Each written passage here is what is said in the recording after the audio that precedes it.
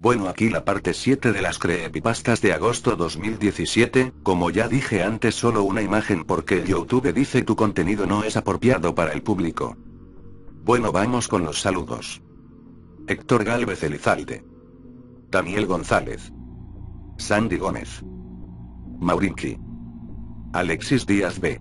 Y bueno, Blood Shadow 0337.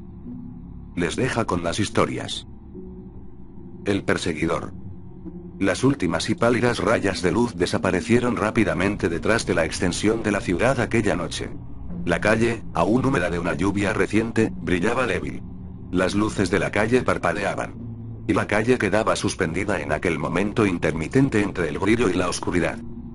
Yo estaba en camino de casa después de un duro día de trabajo, que me había dejado exhausto. De mis largos pasos, mis manos cerradas en puños se metieron profundamente en los bolsillos. Estaban heladas. Un frío que helaba mi espina. He sentido mi latido del corazón acelerar, mi respiración se hizo más rápida. Paré, cerré los ojos, y oí el sonido de un solo paso detrás de mí. Entonces nada más. Alguien me estaba siguiendo. Me dejó en una calle vacía y me volví a la esquina, ahora no había duda. Yo ciertamente tenía un perseguidor. No miré hacia atrás, solo corrí. Mis pies pisando fuerte en el suelo mojado. Corremos juntos, mi perseguidor y yo, una danza maníaca y de alto riesgo. A través de las calles laterales, de las traseras y de las latas de basura. Finalmente llegamos a mi calle, salí por encima de la cerca, atravesando el patio y corrí hacia mi puerta, una pelea insana con mis llaves. Yo sabía, si pudiera llegar al sótano antes de ser atrapado, estaría a salvo. Corrió hacia mi sótano, lo empujé para abrir, después bajé las escaleras, saltando las dos últimas etapas antes de esconderme en las sombras. Mi perseguidor se desaceleró mientras bajaba los escalones de mi sótano, cada pie caía bajando más en la oscuridad sombría. Un débil rayo de luz brillando por las escaleras del sótano permitió que yo viera la mano de mi perseguidor tanteando el camino a lo largo de la pared del sótano frío, buscando un interruptor de luz. Oí cada respiración de él, irregular, pesada y mojada. A medida que su mano se encontró con el interruptor de la luz, él rápidamente lo encendió. Asistió mientras el hombre del uniforme azul estaba congelado de terror cuando su mirada barrió la sala. De las paredes manchadas de sangre hasta el congelador sangriento en la esquina con lo que quedaba de mi cena anterior en la mesa quirúrgica. No me escuchó arrastrándome detrás de él, pero él debería haber sentido mi respiración pesada mientras vaciaba una jeringa llena en su cuello. Bien, oficial, susurré en la oreja del policía mientras su cuerpo se debilitaba. Parece que usted solucionó este caso. Siguiente historia. La Mocha.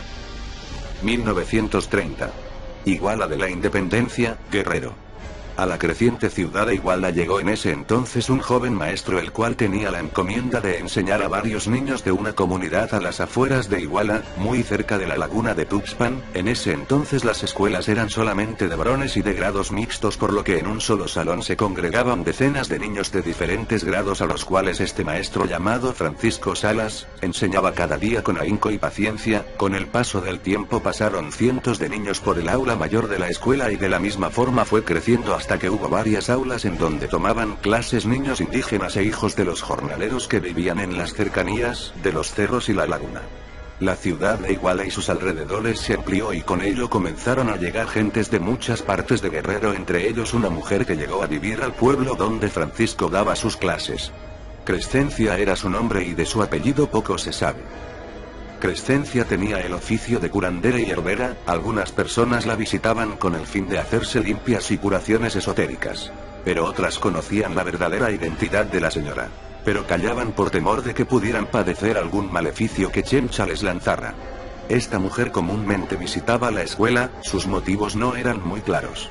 Algunos decían que merodeaba la escuela espiando a los niños, ofreciéndoles dulces y pastes para ganar su amistad y confianza. Eso alertó a algunas personas, de la misma forma lo dejaban pasar por el temor, aunque permanecían vigilantes del comportamiento de la mujer.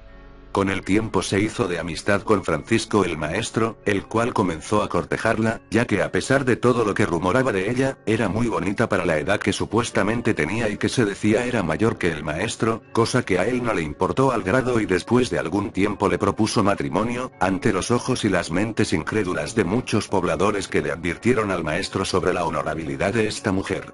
Nada impidió que se casara y se la llevara de vivir a su casa que estaba por un lado de la escuela. Al principio el matrimonio fue como todos los tradicionales, la mujer atendía a su marido y este salía a trabajar casi todo el día para cubrir 2 turnos en las aulas. Para llegar finalmente en las noches agotado, cenar, tomarse un té de hierbas que lo hacía dormir plácidamente todas las noches y despertar descansado hasta el día siguiente. Esa era la rutina de la pareja.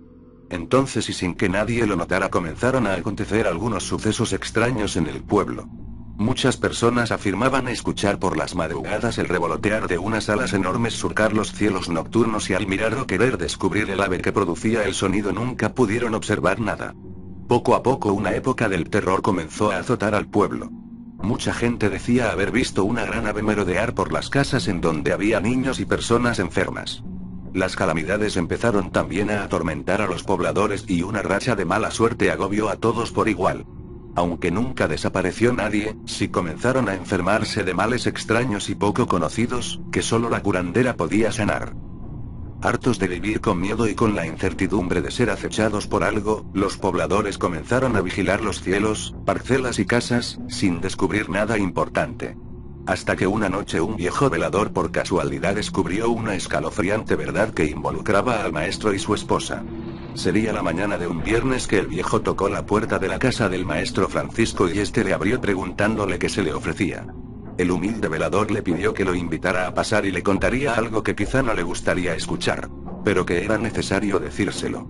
Extrañado, Francisco le permitió entrar y le sirvió un jarro de café, el cual hervía en una olla de barro y lo había dejado previamente su esposa antes de salir al mercado por unas hierbas, situación que aprovechó el anciano para acercarse al maestro. Le contó que la noche previa hacía un rondín por unas calles polvosas de un barrio de indígenas nahuas y que vio algo que le pareció extraño. Él conocía los usos y costumbres de los nahuas y vio una humareda que salía de uno de los patios de una vecindad abandonada. Al acercarse y en medio de la obscuridad vio que en el interior parecía haber una alumbrada que despedía ese humo y al entrar vio a su mujer haciendo alguna clase de hechicería con hierbas y cosas indecibles, como guajolotes muertos y tripas de los mismos animales, con las que se untaba sangre e inmundicia en el cuerpo desnudo.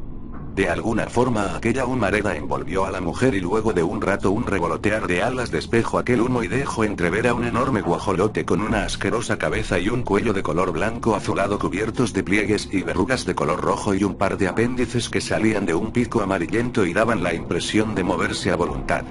El miedo invadió al viejo velador y salió corriendo de aquel lugar para refugiarse en su casa donde cerró puertas y ventanas por temor a que aquel animal lo hubiera seguido. Al rayar el alba lo primero que hizo fue correr a contarle al maestro. Francisco no dio crédito a las palabras del viejo y se paró molesto de su silla en tanto corría al hombre de su casa, gritándole que no volviera más. Sin embargo, esa idea de que su mujer quizá estuviera haciendo cosas extrañas sin que él se enterara lo asaltó todo el día mientras daba sus clases. Había algo en lo que el viejo tenía razón y era que los niños, sus alumnos comenzaron a enfermar de fiebres y diarreas desde que Crescencia había llegado al pueblo y algunos de ellos estaban tan desnutridos que dejaron de asistir a las clases. Sobre todo los niños de primer grado. De la misma forma las personas se quejaban de enfermedades desconocidas que los hacían dormir toda la noche y despertar cansados y sin energía.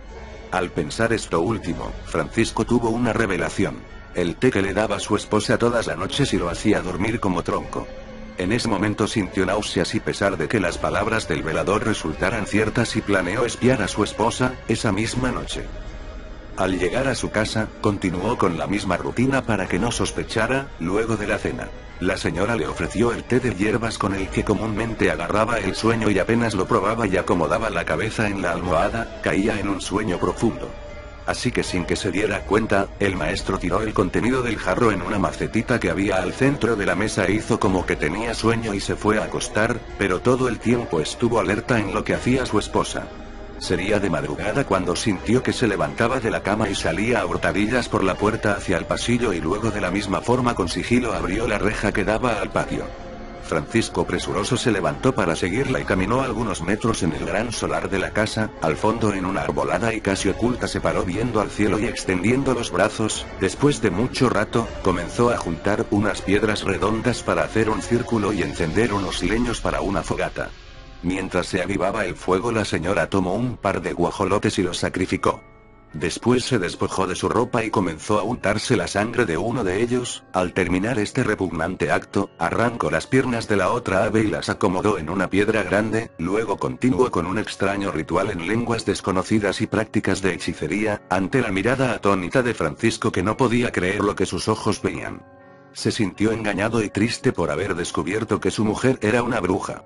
Su mente aún trataba de darle una explicación y justificar esas acciones. Después de todo, solo eran cosas raras, pero no estaba dañando a nadie. Apenas iba a regresar a su casa cuando su mujer empezó a revolcarse en el piso, víctima de intensos dolores, y antes de que el maestro reaccionara, un grito lanzado por su mujer inundó la noche y los alrededores. Ante la mirada de horror y pánico del maestro, vio que Crescencia se despojaba de ambas piernas, arrancándoselas con violencia, y en medio de gritos de dolor se quedó sin extremidades a la altura de la cadera. Contrario a lo que pudiera pensar el maestro, no sangró ni un momento y en cambio, tomó las patas que había cortado del guajolote y las enterró en la carne donde habían estado sus piernas, y la transformación comenzó. Un vientecillo comenzó a mover las ramas de los árboles y el fuego comenzó a cobrar más fuerza y se levantó para luego apagarse y hacer una humareda que inundó todo el lugar, nublando la vista de Francisco. Era sofocante y le comenzaron a llorar los ojos de tan intensa humareda. Se cubrió como pudo la boca y la nariz para no respirar aquellos humos y apenas podía distinguir a unos metros de él. Poco a poco el humo comenzó a disiparse y cuando lo hizo, el maestro sintió un escalofrío de muerte al ver que su mujer ya no estaba. En cambio, una enorme ave con apariencia de guajolote estaba parada junto a los restos de la fogata. El ave comenzó a aletear para tomar el vuelo y así lo hizo. En medio de ensordecedores aleteos y graznidos voló unos metros hacia arriba y se fue al ras de las copas de los árboles, perdiéndose de vista en la oscuridad de la noche.